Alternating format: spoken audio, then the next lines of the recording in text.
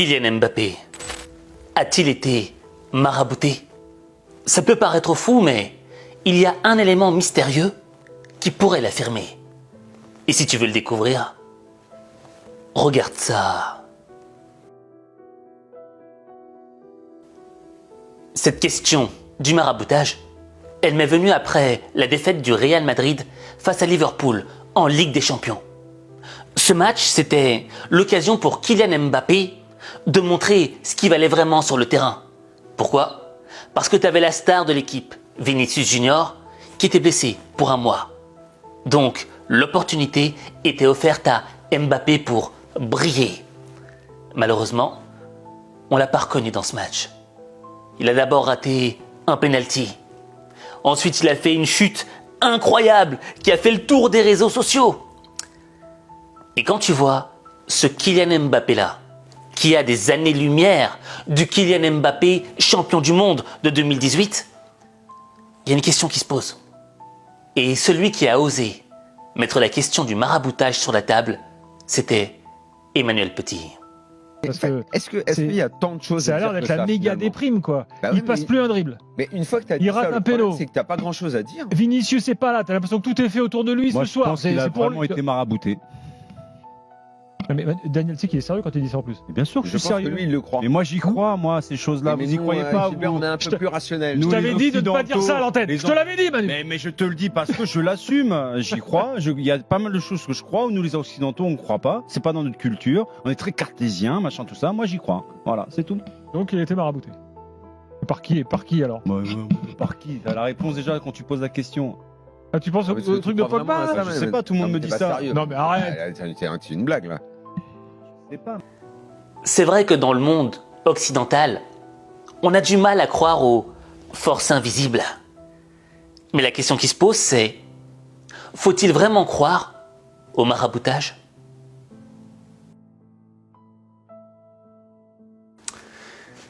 Est-ce que tu connais South Park, le dessin animé? Très vulgaire, mais parfois, faut avouer que c'est super drôle. Notamment cet épisode où il y avait Eric Cartman, qui pensait avoir des pouvoirs mentaux et qui se battait contre d'autres personnes qui pensaient aussi avoir des pouvoirs. All right, everyone.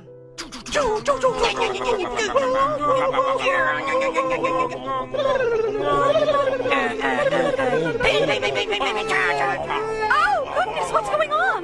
Alors ça, c'est un dessin animé. Mais dans la vraie vie, il y a des gens qui pensent avoir également des pouvoirs à la X-Men. Hello. It's okay.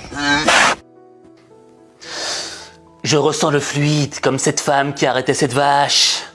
Pshhh. Arrête-toi. Boum. Tu vois, quand tu vois ça, ça paraît ridicule. Et quand j'entends le mot marabout, eh ben, je l'associe à ce type de personnes qui pensent avoir des pouvoirs magiques, des pouvoirs qui peuvent transformer des vies.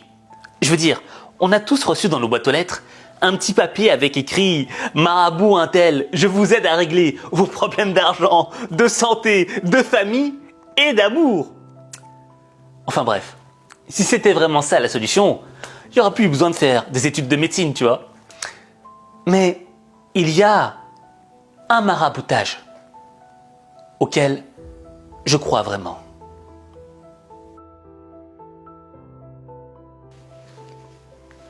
Je vais encore te poser une question d'entrée de jeu. Est-ce que tu connais Pep Guardiola? Pep, c'est peut-être l'un des plus grands coachs de l'histoire du football. Mais récemment, il a perdu 5 matchs de suite.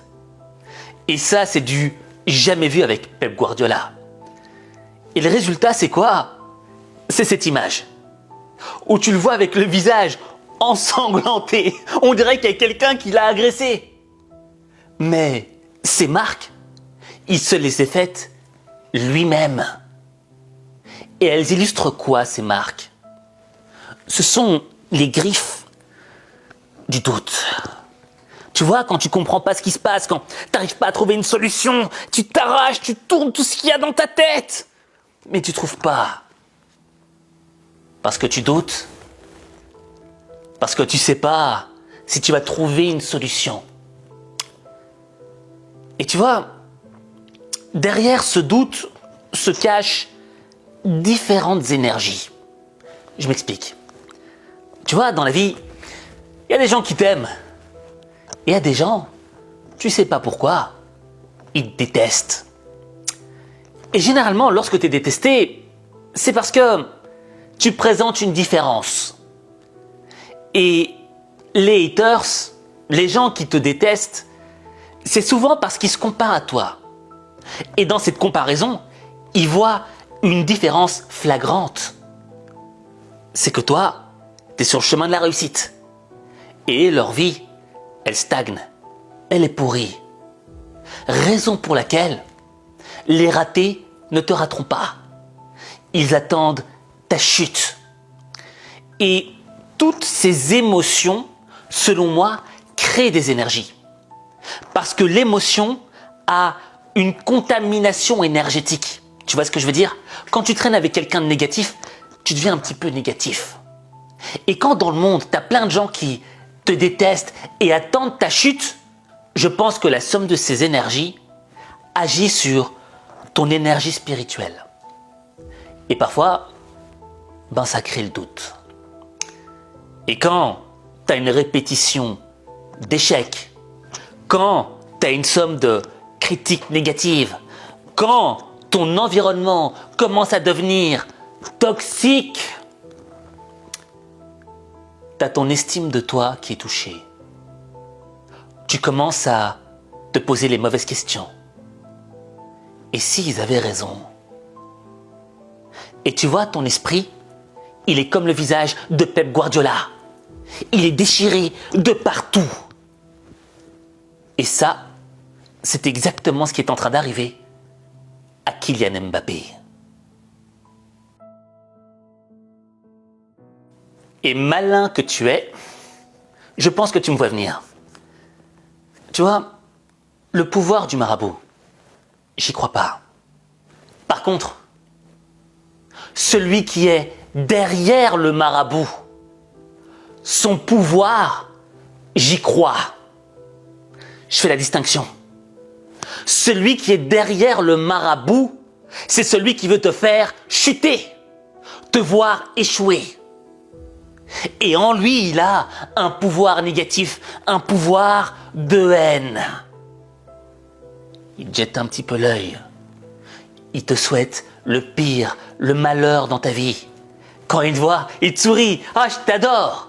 Mais dès qu'elle doit tourner, j'espère qu'il va rater. Et en réalité, c'est ça le vrai maraboutage. C'est que certains de ces haters vont intégrer leur voix dans ta tête, dans ton esprit. Et tu vas te réveiller avec cette voix. Tu vas manger avec cette voix. Tu vas vivre ta vie avec cette voix dans ta tête. Et cette voix qu'ils ont introduite, c'est celle du doute. Et la voix du doute, comment est-ce qu'elle agit dans ta vie? Elle te dévalorise. Chaque fois que tu vas passer à l'action, elle te fait douter sur tes compétences, sur tes capacités. Et elle te pousse à aller en arrière. J'en prends pour exemple Kylian Mbappé hier. Lorsqu'il doit tirer le penalty, on sent que le mec n'a pas envie de tirer. Il n'a pas confiance en lui. Paf! La voix du tout a agi. Elle a marabouté son esprit, lui faisant croire que peut-être qu'il allait rater, qu'il y avait un plus grand pourcentage de chances qu'il échoue. Et ça s'est confirmé dans la réalité. Au fait, l'équation du doute, c'est quoi? C'est « je vais t'empêcher d'agir ». Au plus t'es dans le doute, au moins t'as envie d'agir. Pourquoi? Parce que t'as peur de mal faire les choses. Pourquoi? Parce que tu doutes sur tes compétences. Pourquoi? Parce que tu commences à avoir de moins en moins confiance en ta propre personne. Tu crois plus en toi. Et là, au fait, tu vis avec cette peur qui, dans le fond, commence à te paralyser. Paralyser ton esprit, paralyser tes rêves, paralyser tes objectifs. Et au moment où tu arrives au summum de la paralysie, c'est à partir de ce moment-là que la vie n'a plus aucun goût pour toi. Tu te réveilles, au bout de quelques années, tu te crois le meilleur, mais c'est faux. T'es juste un ringard. Mais si on l'avait perdu, le titre, est-ce que ça aurait été si grave? Ça aurait eu au moins l'avantage d'être vrai. Non, Rocky, tu te trompes. Mais rien n'est vrai quand on croit plus à ce que l'on est. Je crois plus en moi, tu comprends pas ce que ça veut dire? Quand un boxeur y croit plus, il est rincé, il est fini, il n'a plus qu'à raccrocher. Non, ça n'est pas Mais vrai. si, c'est vrai. Pourquoi tu ne dis pas la vérité? Jusqu'où tu veux me pousser, Adrian? Tu veux la savoir, la vérité? La vérité, c'est que j'ai peur de perdre ce que j'ai. Au début, j'en avais rien à foutre de ce qui m'arrivait sur le ring, je pouvais me faire taper dessus, je m'en foutais. Maintenant, il y a toi, il y a le petit, et je veux pas perdre ça. Voyons réfléchir, qu'est-ce qu'on a d'irremplaçable? Quoi? De l'argent? Et puis des voitures? Ou même la maison? Tout ce qu'il faut, on l'a, sauf la vérité. Mais c'est quoi la vérité? Dis-le-moi. J'ai peur! T'es contente? Tu voulais me le faire dire? Tu veux me démolir? Je te le dis, j'ai peur! Pour la première fois de ma vie, oui, j'ai peur. Ce passage de Rocky Balboa illustre exactement le maraboutage dont toi et moi et Kylian Mbappé peuvent être victimes. La voix du doute. Et parfois, il n'y a pas besoin d'aller chercher loin. Il y a des gens dans notre entourage qui nous envoient cette voix. Et elle est là. Je me suis fait mal. Mais elle est là, dans notre tête, tu vois. Et elle commence à agir. Elle fait son job. Maintenant, la vraie question qui se pose, c'est comment faire pour tuer cette voix du doute.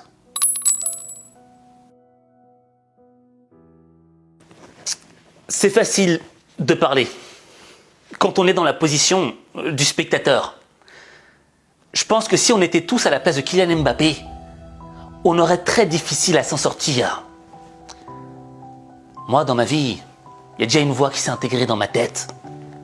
Et tous les jours, elle me disait « T'es nul, arrête, laisse tomber ». Et je te jure que j'avais du mal à passer à l'action. J'avais plus envie de bosser. Parce que cette voix était en train de tout coloniser. Elle voulait me tuer. Mais j'ai repensé à quelqu'un.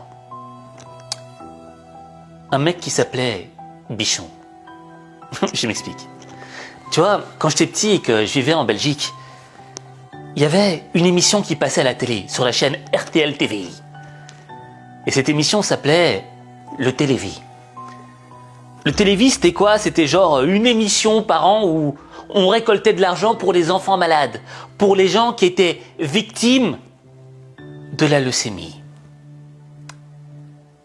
Et tu vois, c'est peut-être une des seules maladies que j'ai retenues dans ma vie. Pourquoi? Parce que il y avait un petit garçon qui était victime de leucémie. Et il s'appelait Bichon. Il était mignon, tu vois, il avait des petits cheveux noirs et tout, et il avait une intelligence pour son âge exceptionnelle. On n'a pas le choix, aller à l'hôpital. L'argent pourquoi? Pour me sauver la vie. Et chaque année, on le voyait dans le télévis. Et chaque année, il te donnait un message d'espoir. Faut continuer, on doit se battre, on doit rien lâcher. Mais en même temps, d'année en année, tu voyais que son état commençait à se dégrader. Et j'oublierai jamais sa dernière année. Il avait complètement changé. T'avais l'impression qu'il avait gonflé. C'était pas le petit Bichon du départ. Non. C'était le petit Bichon qui avait été touché par la maladie. Mais ce qui était marquant, c'est que le gars continuait de lutter. Il avait encore ce message d'espoir. Je crois qu'il faut Et toujours battant, je vais dire, voilà. Je crois qu'il faut l'être toujours. Pas battant. C'est la personne qui doit vaincre la maladie et pas la maladie qui vainc la personne. Il faut surtout jamais baisser les bras et se dire c'est fini. Ça, il faut jamais faire.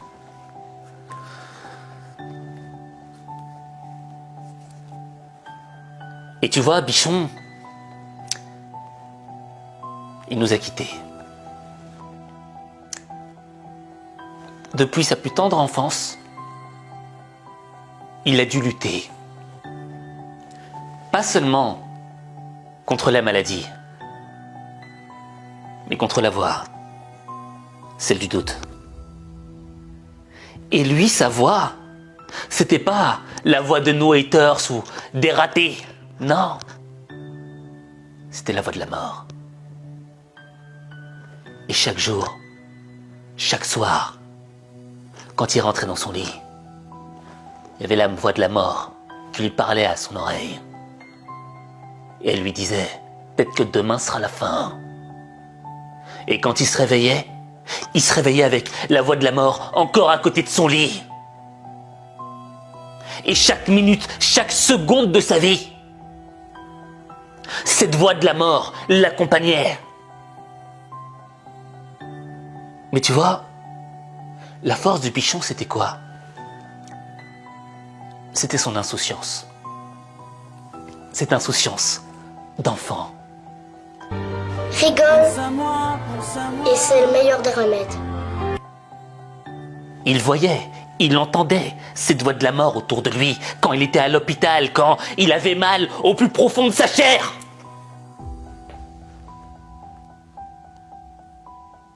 Mais il avait compris un truc. C'est pas la maladie qui va me battre. C'est moi qui vais battre la maladie. Il avait un esprit de combattant. Certes, la voix qui l'entourait dans sa vie lui poussait à tout lâcher, à tout abandonner, d'accepter de mourir tout de suite.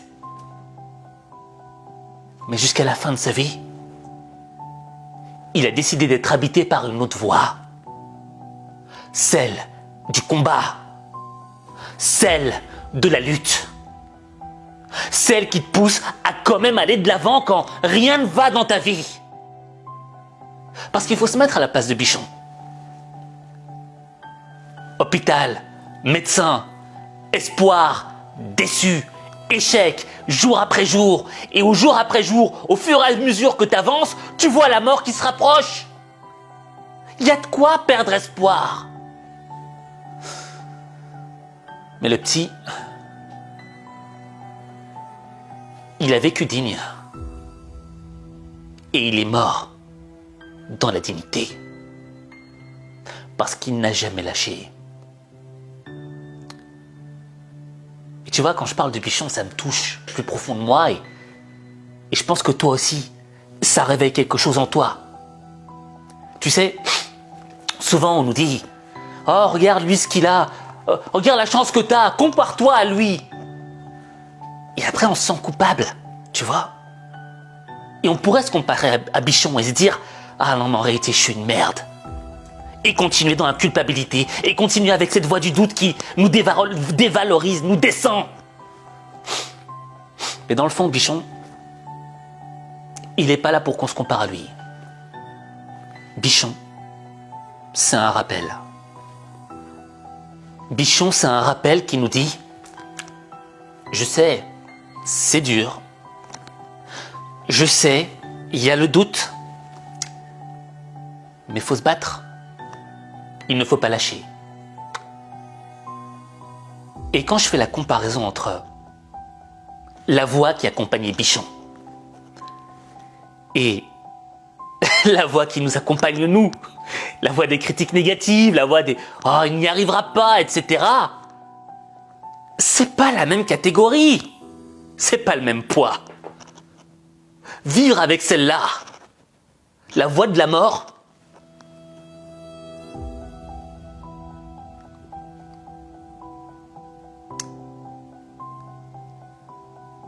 c'est Comme si on te mettait une chaîne au pied, avec un poids d'1 tonne, et qu'on te jetait au beau milieu de l'océan. Et que t'essaies de t'en sortir, mais le poids là, il est lourd. Mais Bichon, il te rappelle quoi? Que t'as une force au fond de toi. Et que lui, on lui a mis 10 tonnes à la jambe. Mais qu'il a continué à essayer de s'en sortir. Qu'il a continué à sortir la tête de l'eau pour respirer ce qu'il pouvait. Et c'est à ce moment-là que tu relativises la chaîne qu'on a au pied. Et que tu comprends que toi, tu as le pouvoir de la retirer. Et quand tu comprendras cela, tu transformeras ta vie. Mais ta vie, il n'y a que toi qui peux la transformer. Il n'y a que toi.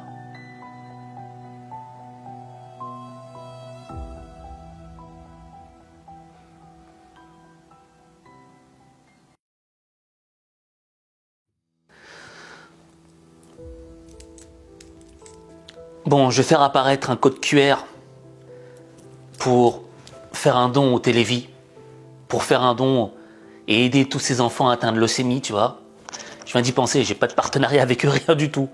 Mais quand je repense à ce petit Bichon, je te jure, ça me fait quelque chose.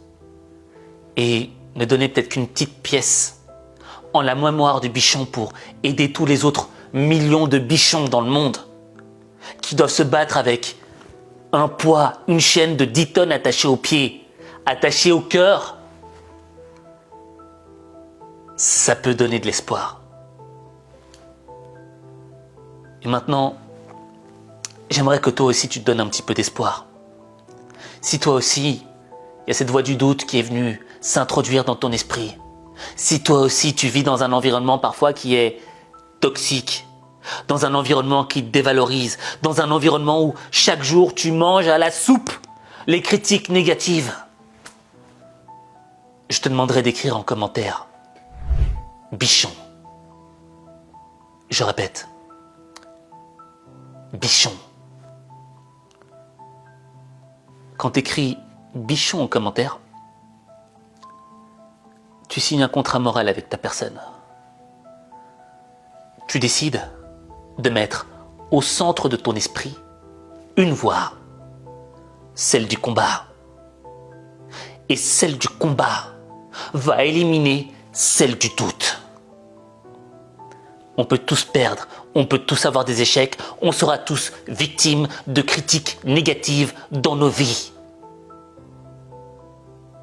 Mais c'est pas parce qu'il y a des choses négatives qui nous arrivent qu'on doit abandonner. C'est pas ça le message. C'est pas ça le rappel.